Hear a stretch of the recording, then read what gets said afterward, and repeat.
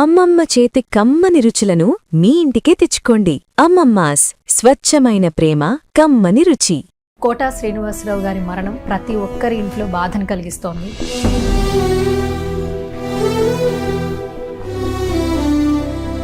Quota Srinivasarao అనగానే వెంటనే వినిపించేది బాబు మోహన్ గారి పేరే. ఈయన వచ్చేసరికి ఆయన లేడండి. ఒక్కరై రావడం, ఒక్కరై పోవడం, నడుమ ఈ నాటకం విధిలీల అంటారు. అంతే మరి నాటకమే. నిన్న నాతో మాట్లాడి నిన్న సాయంత్రం అనుకోండి చీకటైంది, తెల్లవారుసరికి లేడుగా. అప్పటి తరం హీరోల నుంచి ఇప్పటి తరం హీరోల వరకు వాళ్ళ యొక్క క్షణాన్ని ఆయనతో మరొకసారి నెమరు వేసుకునే ప్రయత్నం చేశారు. మీ ఇద్దరికి చాలా కోఇన్సిడెంట్స్ ఉన్నాయి సార్. ఇద్దరు కొడుకుల్ని పోగొట్టుకున్నారు సార్. మీకు అన్నం ముద్దలు తినిపించి నోట్లో పెట్టేవాళ్ళంట, నిజమేనా? రారా వాళ్ళకి ఒక ప్లేట్ ఎందుకుదా, ఎందులో తిన్నారా అనేవాడు తినిపించి.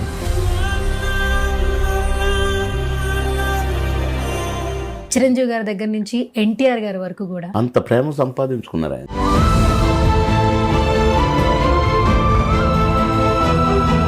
ఒక మనిషి పుట్టినప్పటి నుంచి చచ్చే వరకు నవ్వించడం అనేది నార్మల్ విషయం కాదు. నేను ఎప్పుడు చెప్తుంటాను, భగవంతుడు ఈ జన్మ ఆ కళ. సొంత ఫ్రెండ్స్ అనలేము, అన్నదమ్ములు అనలేము, ఏదో మీ బంధానికి ఒక పేరు పెట్టలేము. మామగారితో అసలు బాగా ఫ్రెండ్స్ అయినా నేనా అని నటించేటోళ్ళం తప్ప నన్ను డామినేట్ చేస్తావా అని ఆయన కానీ, నన్ను కొట్టావు తన్నావే అని దీని కానీ, మళ్ళీ లాస్ట్లో ఏంటంటే పరే మనసులో పెట్టుకొని గట్టి కొట్టేవారు, ప్లీజ్ రా అని అనేవాడు. చివరిగా ఎప్పుడు మాట్లాడారు మీరు ఆయనతో? ఎప్పుడు కలిశారు? చనిపోయిన రోజు ముందు రోజు ఫోన్ చేసిన, అన్నా నేను షార్ట్ వెళ్తానా, మళ్ళీ మాట్లాడతా నేను అన్నా. నేను కూడా కోట అన్నలాగానే ఉండాలి అని అన్నారు. ఆఖరి నిమిషం బాధపడుకుంటూ మంచాన పడి సేవలు చేయించుకొని అందరితో తిట్టుబడి ఇంకెప్పుడు తెస్తాడరా అనేదాకా మాత్రం నన్ను బ్రతకనీయముడు మా కోట నెట్టయితే పడుకొని టప్పుకొని వెళ్ళిపోయాడు. ఆగిపోయేనా త్యాగం కదా. హాయ్ హలో నమస్తే, this is Suvarna, welcome to Suman TV. గత కొన్ని రోజుల నుంచి ప్రతి ఒక్కరిని ఒక అంశం కలిచివేస్తోంది. సినిమా ఇండస్ట్రీనే కాదు, యావత్ ప్రపంచాన్ని కూడా. కోటా శ్రీనివాసరావు గారి మరణం ప్రతి ఒక్కరి ఇంట్లో బాధను కలిగిస్తోంది. కోటా శ్రీనివాసరావు అనగానే వెంటనే వినిపించేది బాబు మోహన్ గారి పేరే. ఒక్కరి పేరు కాదు, ఇద్దరి పేర్లు వినిపిస్తూ ఉంటాయి. ఇండస్ట్రీలో వారిద్దరి జర్నీ ఒక్క మాటతో చెప్పేది కాదు. ఆయనతో ఉన్నటువంటి అనుబంధాన్ని మరొకసారి మనతో గుర్తు చేసుకోవడానికి బాబు మోహన్ గారు ఉన్నారు. ఒకసారి మాట్లాడదు. నమస్కారం అంకిల్. ఇలా కలవడం కొంచెం కష్టంగానే ఉంది, కానీ అలాంటి మహోన్నత వ్యక్తిని, సినిమా ఇండస్ట్రీకి ఎన్నో సక్సెస్లు అందించిన ఒక వ్యక్తిని స్మరించుకుంటూ, గుర్తు చేసుకుంటూ, మాలాంటి జనరేషన్స్ కూడా ఆయన విలువ తెలుసుకునే ప్రయత్నం చేసే దిశగా ఈరోజు మళ్ళీ మిమ్మల్ని కలుసుకున్నాను. ఫస్ట్ ఆఫ్ ఆల్, కోటా గారు లేరు అనే వార్త ప్రతి ఒక్కరిని కలిచివేస్తోంది. నమ్మబుద్ధి కూడా కావట్లేదు. వస్తుందే కలొచ్చి ఉంటుంది అనుకుంటున్నా నేనైతే. అసలు అట్టెట్లా మాట్లాడుకున్నాం, నిన్నే మాట్లాడుకున్నాం కదా. తెల్లవారేసరికి ఎట్లా చనిపోతారు, ఎట్లా ఏదో రకరకాలుగా కళ్ళతో చూసినా కూడా నాకే నమ్మశక్యం లేదు. ఆయన్ని ప్రేమించే వాళ్ళు లక్షల్లో కోట్లలో ఉంటారు కదా, మొత్తం అన్ని దేశాల్లో ఉన్న తెలుగు వాళ్ళు. పక్క రాష్ట్రం అన్న నేటు పక్క రాష్ట్రమే, విజయవాడ దగ్గర ఒక విలేజ్. అసలు ఆయన లేరు అని విన్నప్పుడు చాలా మందికి ఆయనకి ఏమైంది అని తెలుసుకోవాలని ఒక చిన్న సందేహం కలిగింది. తరువాత ఒక్కొక్కరిగా అప్పటి తరం హీరోల నుంచి ఇప్పటి తరం హీరోల వరకు ఆయన్ని చూడడానికి వచ్చారు. అది ఇంకా చాలామందిని ఉత్తేజపరిచింది. ఎందుకంటే అప్పటి యాక్టర్ని గుర్తు చేసుకుంటూ వాళ్ళ యొక్క క్షణాన్ని ఆయనతో మరొకసారి నెమరు వేసుకునే ప్రయత్నం చేశారు. చిరంజీవి గారి దగ్గర నుంచి ఎన్టీఆర్ గారి వరకు కూడా. మీరేం చెప్తారు సార్? అంత ప్రేమ సంపాదించుకున్నారు ఆయన నటుడుగా. అది ఆ ప్రేమ అంతమంది వచ్చారని అంటే ఆయన కొరకు కాదు, ఆయన నటనని మర్చిపోలేని జన్మ ఇచ్చాడు భగవంతుడు ఆయనకి. అందుకని ఇక్కడ రాని వాళ్ళు ఎంతమంది ఫోన్లు నాకు, ఎంతమంది ఏడుస్తున్నారు నాకు ఫోన్ చేసి, సార్ మీరు గుండె పగలకండి సార్, సార్ మీరు ధైర్యంగా ఉండాలి సార్, మీ హెల్త్ జాగ్రత్త సార్ అని ఏడుస్తున్నారు. ఎన్నో ఫోన్లు నాకు. అబ్బాబాబా. ఒక అతనైతే ఆఫ్రికా నుంచి ఒక పాట నా మీద పాడి రికార్డ్ చేసి పంపాడు. అంటే కోట మీద నా మీద మీ ఇద్దరం అన్ని ఫోటోలు, ప్రతి ఓడికి ఒక ఫోటో. ఆయన ఓపిక అసలు మెచ్చుకోవాలి. అది మా అదృష్టం. భగవంతుడు మాకు ఇచ్చిన ఈ జన్మ ఒక వరం మాకు. అదిగాక మేమిద్దరం మళ్ళా కలుసుకోవటం, మేమిద్దరం కలిసి చేయటం, మళ్ళా ఒక అన్న బంధంలాగా. ఇద్దరం ఆర్టిస్టులమే అయినా అది సరదాగా కాంబినేషన్ వేసేది పోయి రిలేషన్ కిందికి మారింది. ఎరా ఎక్కడున్నో వారం అయింది, ఒకసారి రారా అని ఆయన అనుకునేది. నేను కూడా అరే చూడలేకపోయినా ఒకసారి పోయి రావాలని నేను అనుకునేవాడిని. అట్లా మా బంధం బ్రేక్ అయింది. కొంచెం బాధగా ఉంటుంది.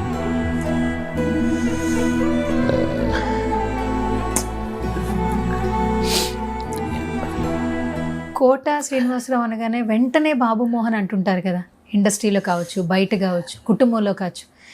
ఒక తల్లి కుటుంబంలో కూడా అందరూ అంటుంటారు, ఒక తల్లికి పుట్టిన బిడ్డలే ఈ రోజుల్లో కలిసి ఉంటున్నారో లేదో గ్యారంటీ లేదు. మనం చూస్తున్నాం చాలా బంధాలని, బంధుత్వాలని. అలాంటిది సో ఒక తల్లి కడుపున పుట్టకపోయినా కూడా 40 సంవత్సరాలకు పైగా జర్నీ ఉండింది, ఎన్నో సినిమాలు కలిసి చేశారు. ఒక్కసారిగా అలాంటి వ్యక్తి లేడు, అతని మాట వినలేను, అతన్ని రేపటి నుంచి నేను చూడలేను, కలవలేను అన్నప్పుడు మనసు చలించిపోతుంది. చాలా చాలా ఆగట్లా దుఃఖం. ఇప్పుడు కంట్రోల్ చేస్తున్నాం. కన్నీళ్ళు రాకుండా కంట్రోల్ చేస్తున్నా.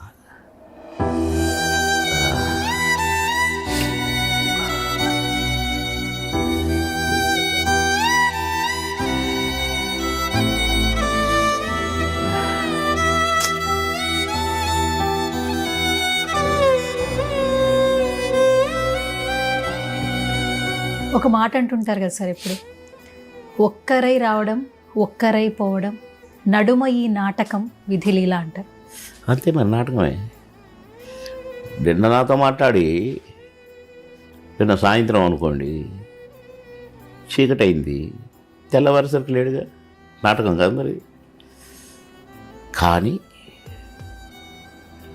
పాపం అన్న, నేను ఆయన కాలుకు దెబ్బ తగిలిన తర్వాత బాత్రూంలో పడిపోయి కొంచెం ఈ కాలుకు నొప్పి ఉండే, ఆ నొప్పి ఉన్న కాలుకే మళ్ళీ దెబ్బ తగలటం, పడిపోవటం. ఆయన ఎట్లా బేరు చేసిండో. నడవలేడు, కూర్చోలేడు, నిలబడలేడు. ఎవరైనా పట్టుకుంటేనే అది కూడా మొత్తం బరువు మోసి పట్టుకోవాలి. ఆయన ఇట్లా ఇట్లా పట్టుకొని లేపి నిలబెడితే ఇట్లా నిలబడతాడు. నడిపించడం, ఫోర్స్ఫుల్గా నడిపించడం. అట్లా 2 సంవత్సరాలు 3 సంవత్సరాల నుంచి తమాషానా. కానీ నాకు అనిపించిందండి, పుట్టడం చచ్చటం మామూలే. అది దేవుడు పుట్టిస్తాడు, ఆ టైం ప్రకారంగా ఎప్పుడు అంటే స్విచ్ ఆఫ్ అంటాడు. చలో, ఆ స్విచ్ ఆఫ్ అన్నప్పుడు ఎట్టున్నాడు అట్లా వెళ్ళిపోవడమే. కానీ కోటలను మాత్రం అంత ఇబ్బందులు జరిగినా, ఆయన అనారోగ్యంగా పాపం ఆ కాళ్ళ నొప్పులతో దాంతో ఉన్నా ఇంకా కొన్ని రోజులైతే, ఇప్పుడు కొందరు మంచాలలోనే పాసుకెళ్ళటం, ఇవన్నీ చాకరీ చేయించుకొని కన్న కొడుకులు కూతురులే అసహించుకుంటేట్టుగా ఏ అమ్మ ఇంకెప్పుడు పోతాడు రైడు అని ఆ స్టేజ్ ఇయ్యలేదు దేవుడు. కొన్ని రోజులు బాధపడ్డాడు, పడుకున్నాడు, వెళ్ళిపోయింది. ఇబ్బంది పడలే. హాస్పిటల్లో పడుకొని సూదులు ఎక్కించుకొని చాకరీ చేయించుకొని.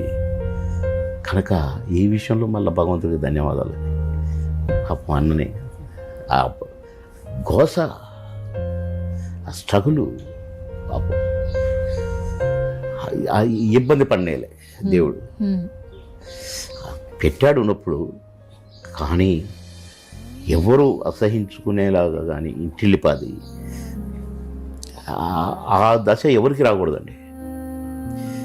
కొడుకులు కూతుర్లతో చాకరీ చేయించుకొని అసహించుకొని చేదరించుకొని ఆ రోజు మాత్రం నేనైతే భగవంతుని కోరుకుంటాను. నాకు అలాంటి రోజు వద్దే వద్దు దేవుడా, వద్దే వద్దు. కోటం నెట్లయితే పడుకుని టక్కున చెలవు అన్నాడు. అలాగే అలాంటి చావు నాకు ఇవ్వాలని కోరుకుంటున్నాను. కోటం నన్ను అడుగుతా, దేవునికి చెప్పు నీలాగనే నన్ను కూడా తీసుకోమని.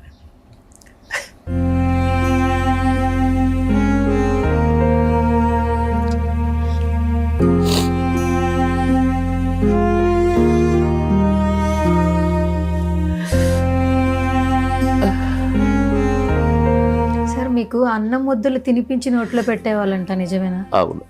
సెట్లో కూడా ఇంటి నుంచి క్యారియర్ రాగానే ఇంటి నుంచి వచ్చిన షూటింగ్ ఫుడ్ అయినా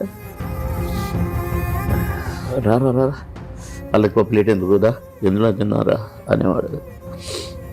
ముద్దలు కలిపి చేతిలో పెట్టి తినిపించి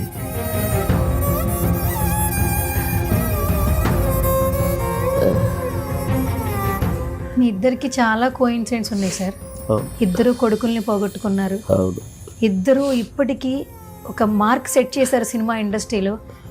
ఎక్కడికి వెళ్ళినా కూడా నవ్వుతూ ఉంటారు. ఏ షోకి వెళ్ళినా కూడా బాధల్ని మర్చిపోయి ఒకళ్ళని కమెంట్ చేసుకుంటూ రెస్పెక్ట్ చేసుకుంటూ నవ్విస్తారు. అంటే ఒక మనిషి పుట్టినప్పటి నుంచి చచ్చే వరకు నవ్వించడం అనేది నార్మల్ విషయం కాదు. భగవంతుడు ఇచ్చిందండి, నా సొంతం కాదు. నేను ఎప్పుడు చెప్తుంటాను, భగవంతుడు ఈ జన్మ ఆ కళ మా సొంతం కానే కాదు. మేము అక్కడ ట్రైనింగ్లోకి పోయలేదు, లేక నేను నేర్చుకోలేదు, ఏం చేసినామో తెలియదు. ఏం చేసినామో తెలియదు. నేను ప్రయత్నాలు కూడా చేసుకుని కాలే. ఒక దగ్గర షూటింగ్ జరుగుతుంటే నేను ఉద్యోగం చేస్తూ ఏంటంటే అక్కడ చాలామంది ఉన్నారు అంటే ఆ షూటింగ్ జరుగుతుంది సార్. అరే అట్లా నేను ఎప్పుడు షూటింగ్ చూడలేదు, ఒకసారి చూద్దాం అనిపోయినా. అన్నపూర్ణ స్టూడియో 7 acres అంత చుట్టూ జనం ఉన్నారు. పక్కన ఒక దగ్గర రాయింది, ఆ రాయి ఎక్కి నిల్చుంటే నాకు కనపడదు షూటింగ్. దాని మీద నిల్చొని చూస్తుంటే డైరెక్టర్ గారు తిడుతున్నాడు ఒక ఆర్టిస్ట్. 12 టేకులు అయినాయి, బుద్ధి ఉందా నీకు, నేను ఎవడు రమ్మన్నాడు యాక్టింగ్కి, ముఖం చూడు, ఎప్పుడయ్యా విని తెచ్చింది ఇది అని తిడుతూ ఉన్నాడు డైరెక్టర్. కోపం వచ్చి ఎవరన్నా మీలో ఈ డైలాగ్ చెప్తారా అని అంటే నేను చేయొద్దు. మీరు ఆ రాయి మీద నిలబడ్డా కదా. అదే సినిమా షూటింగ్ గుర్తుందా? అగ్గిరాముడా ఏదో ఉన్నట్టుందండి అది. Okay, Balakrishna hero. Balakrishna hero. Okay, అగ్గి నిప్ప ఏదో ఉంది. బాలకృష్ణ గారి సినిమా. బాలకృష్ణ గారు హీరో, కోదండరామరెడ్డి గారు డైరెక్టర్. నేను ఇట్లా రా చెప్పు డైలాగ్ చెప్పిన. అరే భలే చెప్పినావు అంటే నీకట్ట వచ్చు ఈ డైలాగ్ అంటే, ఆయన టేక్ మీద టేక్ జరుగుతుంది కదా సార్, నాకు బైహెడ్ అయిపోయింది అన్న. అరే వండర్ఫుల్, చేస్తావా మరి క్యారెక్టర్? చేస్తా. వాడి బట్టలు ఇప్పండి, నాకేంటి డ్రెస్ తీసి ఇప్పి నాకు వేసారు. యాక్షన్ చెప్పేసాను, ఒకటే టేక్, ఓకే అంతే. గాడు నేను సినిమా ఎక్కడ అయిపోయింది. నెక్స్ట్ సినిమాలో ఎట్లా ఆఫర్లు వచ్చింది? ఈడ బాగా చేశాడు అని ఎట్లా తెలిసిందో తెలిసి నన్ను పిలిపించుకున్నారు. కోట శ్రీనివాసరావు గారు వేరే డైరెక్టర్లు. ఓకే, ప్రతాపాడు ప్రొడక్షన్స్ వాళ్ళ మేనేజర్ ఉండే ఇక్కడ షూటింగ్ చూసి పలానోడు భలే చేసిండు సార్ అని చెప్పిండట. సరే మొత్తానికి పోతే రాజశేఖర్ హీరో. నేను డైలాగులు చెప్తుంటే క్లాప్స్ కొడుతుంటే ఎవరు క్లాప్స్ కొడుతున్నారు, నేను ఏడున్నా కదా అనుకుంటాడు ఆయన. నేను లేకుండా క్లాప్స్ కొట్టడం ఏంటి, అందరూ కొత్త వాళ్ళే కదా అనుకుంటాడు. చూస్తే నేను ఆయన కూడా సపోర్ట్లో కొట్టాడు, భలే చేస్తున్నావు బాబు అని సెకండ్ ఇచ్చాడు. ఈ షూటింగ్ జరుగుతూనే ఉంది, అయిపోయింది. 3వ రోజే ఫోన్ ఆహుతి నుంచి, ఆహుతి సినిమాకు శ్యాంప్రసాద్ రెడ్డి గారు, మళ్ళీ రాజశేఖర్ అక్కడ హీరో. అందరూ super character. Ankusam, that continuation. Ankusam 3వ సినిమా. ఓకే. అంకుశం రిలీజ్ అయిన వారం రోజుల్లో 10 సినిమాలు బుక్ అయినా. నేను ట్రై చేయలేదు, ఎవరిని నన్ను ఎవరు పిలవలేదు. అవకాశాలు అడగలేదు. మీకు కోట శ్రీనివాసరావు గారికి ఫస్ట్ మూమెంట్ గుర్తుందా? అసలు మీరిద్దరు ఫ్రెండ్స్ కాదు, సెట్ లో కలిసిన మూమెంట్ ఫస్ట్ ఏమైనా ఆయన సీనియర్ లాగా? అదే నేను అంకుశంతో సినిమా యాక్టర్ అయ్యాను. అంటే నాకు మంచి ఆఫర్స్ వచ్చినాయి, దంచుతున్నాను. ఫస్ట్ కాంబినేషన్ బొబ్బిలి రాజాలో కోటగారి పక్కన క్యారెక్టర్. నాకు కోటగారు ప్రతిఘటన కానీ అన్ని సినిమాలు చూసినాం కదా, నా పెళ్ళి అంటే అని చూసినాం కాబట్టి అరే కోటగారి పక్కన నటించే అవకాశం వచ్చిందని సంతోషంగా ఉన్నా నేను. కోటగారి కాంబినేషన్ అని చెప్పారు నాకు డైరెక్టర్ గారు. పోయి నమస్కారం పెట్టిన, సార్ చాలా సంతోషంగా ఉంది సార్ అంటే, సెకండ్ ఇస్తే ఇయ్యలేదు అన్నాడు. తర్వాత యాక్షన్లో ఏదో అది ఇది అని అంటాం, కొద్దిగా కోపంగా చూడటం నన్ను అట్లని. నేను స్పోర్టివ్గా నేను నవ్వుకుంటూ పలకరించుకుంటూ పక్కనే కూర్చుంటూ కావాలని అట్లా ఉన్నాము. ఆ సినిమా తర్వాత 2-3 సినిమాలు చేశాము.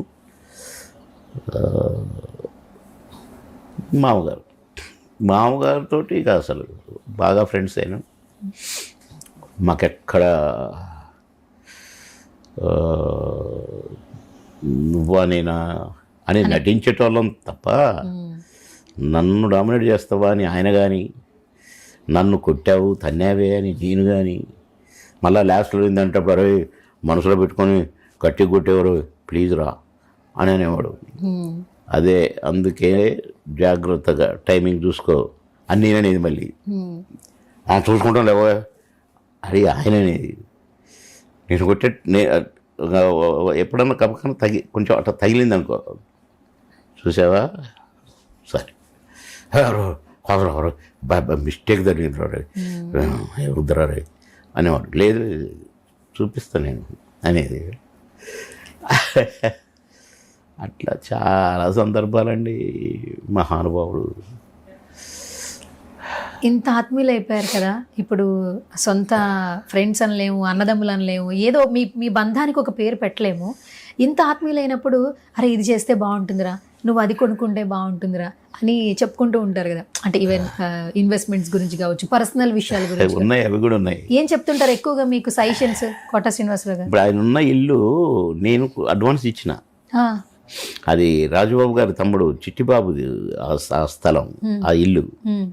చిట్టిబాబు ఇక్కడ అమ్ముకొని కుక్కడపల్లిలో వాళ్ళ అక్క వాళ్ళు నేను ఉంటారు అక్కడ కొనుక్కున్నాడు ఒక ఇల్లు. ఇది అమ్మేసిపోయిండు. అప్పుడు నేను అన్నా నువ్వు తీసుకోవా, నువ్వు రాజుబాబు అన్న అంటే నీకు ఇష్టం కదా అని అంటే, సరే తమ్ముడు అంటే పెద్ద నేను కొనుక్కోవాలని తీసుకోలేదు, అడ్వాన్స్ ఇవ్వలేదు. ఆడు అడిగిండు కదా నువ్వు తీసుకో అన్నా ప్లీజ్ అని అంటే సరే అన్న. ఆ మరుసటి రోజు కాదు 5 రోజుల తర్వాత ఎరా ఏంటి అదేదో ఇల్లుకు అడ్వాన్స్ ఇచ్చేటప్పుడు ఇల్లు కొంటున్నావు నువ్వు అన్నాడు. ఆయన ఎప్పుడు అంతే సెటైర్లు వేస్తాడు. అవును అనుకుంటారేమో అట్లా ఏమి ఉండదు. అయితే అవునన్నా మాకు ఇవ్వచ్చు కదా నువ్వే కొంటావా అన్నాడు. తీసుకో అన్నా. నిజంగా చెప్తున్నావు చెప్పు. నిజంగానే అంటున్నా తీసుకో అని నేను చిట్టిబాబుని పిలిచి, నా అడ్వాన్స్ కూడా నాకు అక్కర్లేదు, ఆ అడ్వాన్స్ కోటన్న పేరు రాసుకో, కోటన్నకి ఇచ్చేసేయి అన్న. నేను అడ్వాన్స్ రిటర్న్ తీసుకోలేదు. అంటే నేను కోటన్న ఇల్లు కొనడానికి నేను అడ్వాన్స్ ఇచ్చినట్టు లెక్క. సరే ఆయనకు ఊరుకోండి అయిపోయింది. నేను పక్కన ఇంకొక ఇల్లు వస్తే అది తీసుకున్నాను. నేను తీసుకుంటుంటే ఏమన్నాడో తెలుసు, అంటే అది మొదలుపెట్టి ఆగిపోయింది. ఆయనకు యాక్సిడెంట్ అయ్యి ఆ ప్రొడ్యూసర్ అది ఆగిపోతే రే పెద్దగా కట్టి అక్కడ ఎదురో చిన్నగా నాకు ఎంత చిన్నగా ఉందో అట్లనే చిన్నగా కట్టుకోవాలరా ఇల్లు, పెద్దగా కడతారా కొంతమంది. వద్దురా నువ్వు అట్టాడి పని చేయబాకు, అర్థమైంది కదా సజెషన్స్ ఇచ్చా. అంటే సరేలేవయ్యా కడతాము అంటే ఇక అప్పటికి బాగా క్లోజ్ అయిపోయాను. కడతామయ్యా కడతాం, ఇట్ట చూడాలి నువ్వు, ఆ రేంజ్లో కడతా. అంతేగాని నాలాగా చిన్నది కట్టుకోరా, మేము చిన్నవి కట్టుకుంటే కాదు, ఎంత నేర్పుతున్నావే. సారేవా కట్టినప్పుడు చూస్తాము అని మళ్ళీ నా కొడకరి నువ్వు కట్టినా కడతారు అన్నాడు. అన్నాడు కదా. సరే అది 2-3 years దాకా నేను అక్కడ వర్క్ మొదలు పెట్టలేదు, కొని అట్లా ఉంచిన.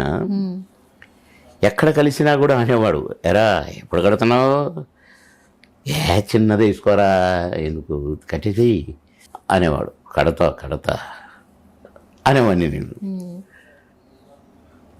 3వ ఫ్లోర్ స్లాబ్ జరుగుతుంది ఇప్పుడు. అప్పుడు నేను ముందు కొన్నాను, అది గ్రౌండ్లోనే బేస్మెంట్లోనే ఆగిపోయింది. సెల్లార్ వేశారు, ఆగిపోయింది.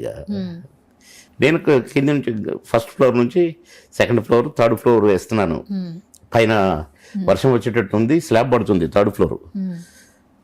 నేను రామనాయుడు స్టూడియోలోనే షూటింగ్ ఇక్కడ ఫిలిం నగర్లో. వాడి నుంచి వచ్చి పైన నిల్చున్నా, గొడుగేసుకొని నిల్చొని, ఆహా జాగ్రత్త చేయండి, తొందరగా కానివ్వండి అంటుంటే కోట పక్కనే కదా ఇల్లు, మధ్యలో రోడ్డు, అవతల కోట ఇల్లు. ఎరా స్లాబా? అవును, 3వ ఫ్లోర్. నేను నా కొడక పట్టణన్నావు, కడతామన్నా, ఇగో కడుతున్నా, వస్తాను అని అంటే టక్కున వెళ్ళిపోయాడు లోపలికి. అంటే నేను అన్నా కదా, నువ్వు ఇట్ట చూడాలి నన్ను, నేను నిన్ను ఇట్ట చూడాలి, ఆ రేంజ్లో కడతా అన్నాను కదా, సరదాకి ఏడిపేయడానికి. నేను అట్లా ఏడిపిస్తే సార్లే పోయి అని అలిగేటోడు. నిజంగా అన్నట్టుగానే చేసిన నేను ఆ పని. తర్వాత ఎన్నిసార్లు నవ్వుకున్నాను నేను భలేగా ఏడిపించిన కోటలేదని. నేను ఏడిపిస్తే దాన్ని ఏమనేటోడు కాదు పాపం, అట్లా సంతోషపడేవాడు. అదొకటి మరపురాని సంఘటన. అదొకటి నాకు గన్మ్యాన్ కానీ ఉంటే ఈర్ష్యపడేటోడు. ఏట్రా గన్మ్యాన్ లేకుంటే రాలేవా, గన్మ్యాన్లో ఒకటి అని నన్ను ఎగతాళి చేసేవాడు, తిట్టేవాడు. షోకులు గన్మ్యాన్లు అది ఏంటి అనేది. సరే నేను ఏమనేటాను కాదు. నేను 2వసారి ఎమ్మెల్యే అయినా, ఈయన కూడా ఎమ్మెల్యే అయ్యిండు. ఇక మధ్యలో చాలా అవుతుందిలే. అసెంబ్లీ ఎమ్మెల్యే, ఆయన ఎమ్మెల్యే. సార్ కూర్చునేది, అరే బాబు మన అప్పుడప్పుడు వచ్చేవాడు అనమాట. నేనేమో ఆబ్సెంట్ ఉండేది కాదు నాకు అసెంబ్లీకి. 2వసారి ఎమ్మెల్యే. అందులో నేను మామూలుగా రారా అంటే పోయి పక్కన కూర్చునేది. 3 నెలలలోపు మినిస్టర్ అయినా. కోట శ్రీనివాసరావు వచ్చిండు ఒకరు, వచ్చి వెనకాల కూర్చునేవాడు, లాస్ట్ బెంచ్లో కూర్చునేది. నేను నాకు ఏదో క్వశ్చన్ ఉండే, సమాధానం ఇచ్చి చెప్పి కూర్చొని టీ బ్రేక్ ఏదో అనేసరికి ఇట్లా లేస్తే ఉన్నాడు. రే బాబానా రే రారా, టీవీలో పడతాం రారా అన్నాడు. మినిస్టర్, ఎమ్మెల్యే, సారీ నేను ఇక్కడే కూర్చోవాలా, నువ్వు అక్కడే కూర్చోవాలి అంటే ఇక ఎమ్మెల్యేలు అందరూ గొల్లున నవ్వారు. అదే లాస్ట్. ఇక తర్వాత ఆయన అసెంబ్లీకి రాలేదు. నా కొడుకు మినిస్టర్ అయిపోయానే అని. అప్పుడేమో ఎమ్మెల్యే అయింది వీడు, గన్మ్యాన్లు తీసుకొని వస్తుండు అని అప్పుడు ఉండేది. సరే ఎమ్మెల్యే అయిండు, అమ్మయ్యా నేను కూడా ఏంట్రా కుప్పల జనము, ఏం బజ్జి పెడతాను ఏంటి, పొద్దున్న అట్టొస్తారా జనం అనేది. నేను ఎమ్మెల్యేగా ఉన్నాను. మంత్రి అయినా సరే, నేను మంత్రి అయినా ఇంకా జనం ఎక్కువయ్యారు. బస్సులు వేసుకొని రావటం, కార్లు.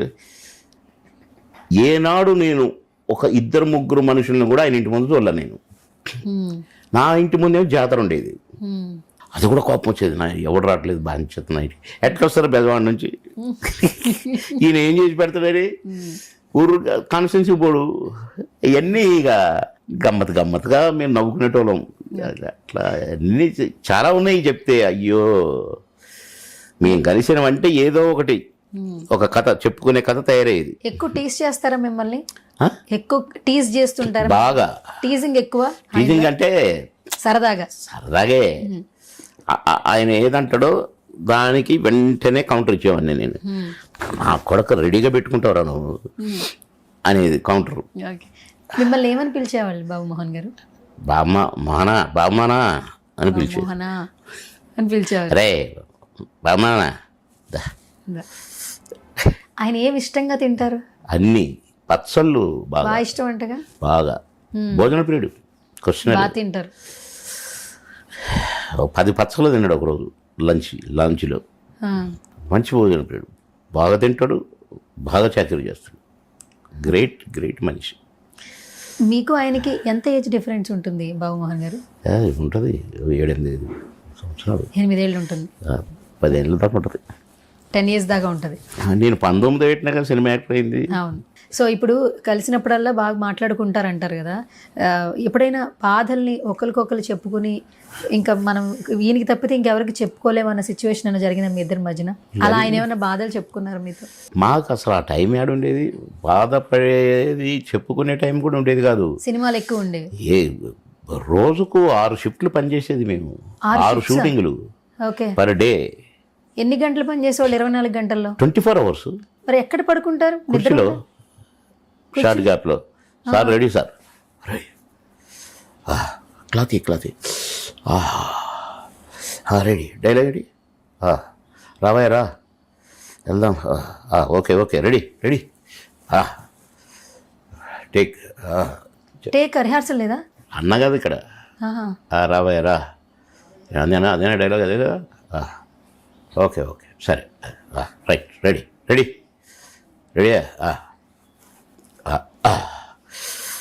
క్లాప్,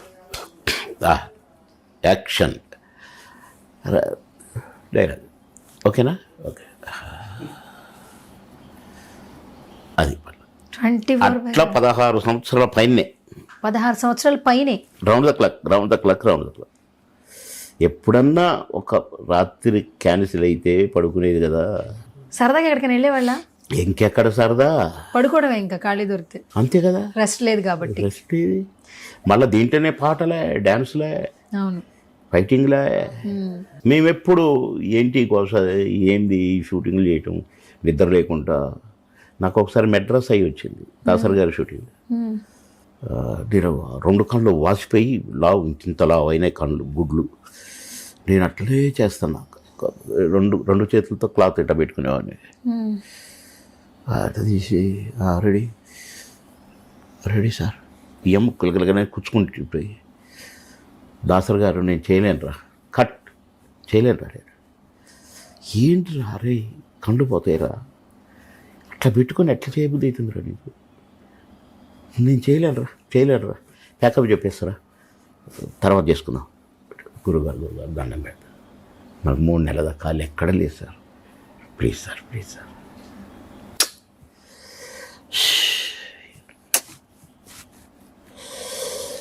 రాజేంద్ర ప్రసాద్ గారు పాపం రిక్వెస్ట్ చేశాడు, మామయ్య వాడు పాపం బిజీగా ఉన్నాడు, పోనీలే నేను చేస్తాను.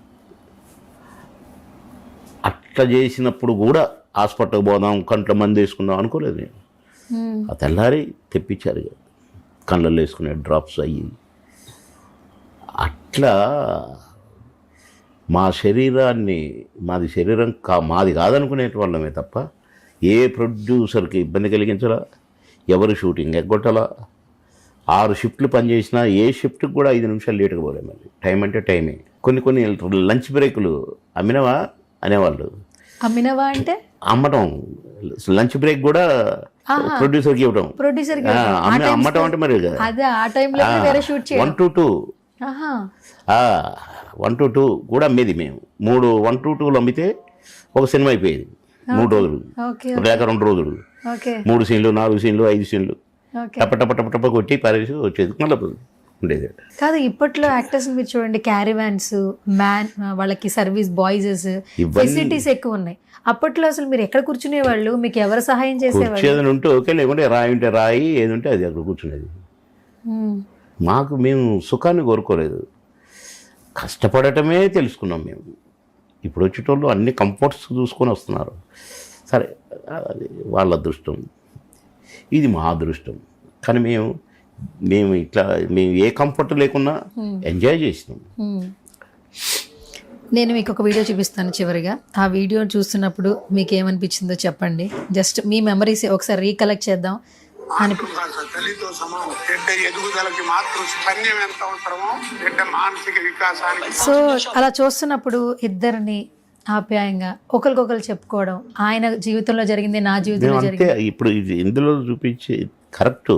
అదొక సభ, ఒక మీటింగ్లో మేము ఆయన సినిమా యాక్టర్ను, నేనేదో సినిమా యాక్టర్ను, నేను మాజీ మంత్రిను, అట్లా ఏమి లేదు. ఆడుకోవటం అంతే, సెటర్లు వేసుకోవటం. ఆయన మాత్రం సెటర్ లేకుండా మాత్రం వదలడు. దానికి వెంటనే కౌంటర్ నేను ఇచ్చేవాడిని, ఇక అంతే. అట్లే ఆడుకునేది మేము. ఓకే. చివరిగా ఎప్పుడు మాట్లాడారు మీరు ఆయనతో? ఎప్పుడు కలిశారు? చనిపోయిన రోజు ముందు రోజు వెళ్ళి కలిసారా? ఫోన్ చేసిన, మాట్లాడారు. ఆ సందర్భంలో ఫోన్ చేసిన, మాట్లాడినా, అన్నా నేను షార్ట్కి వెళ్తానా, మళ్ళీ మాట్లాడతాను నేను అన్నా. సరే అన్నాడు. నేను 4 o'clock అప్పుడు ఫోన్ చేశాను. మళ్ళీ 6 o'clock అప్పుడు ఫోన్ చేస్తే పడుకొని ఉన్నాడు. అంటే అన్న లేచినాక చెప్పండి, నేను రేపు వస్తలే అని పెట్టేసిన. వాళ్ళ పెద్ద అమ్మాయి ఎత్తింది, బాబాయ్ అంటది, ఎత్తింది. నైట్ అయింది, పడుకున్నాం. పొద్దున లేవలేదు. 5 గంటలకి ఫోను, మన టీవీ వాళ్ళు, తెలియదా కోటగారు ఇలా అయిపోయారు, ఫోన్ ఎన్నిలోకి వస్తాడంటే వస్తానని 2 మాటలు. ఇక పోతూనే ఉన్నాయి నీళ్ళు, గబ్బా తయారై ఊరికి వచ్చి.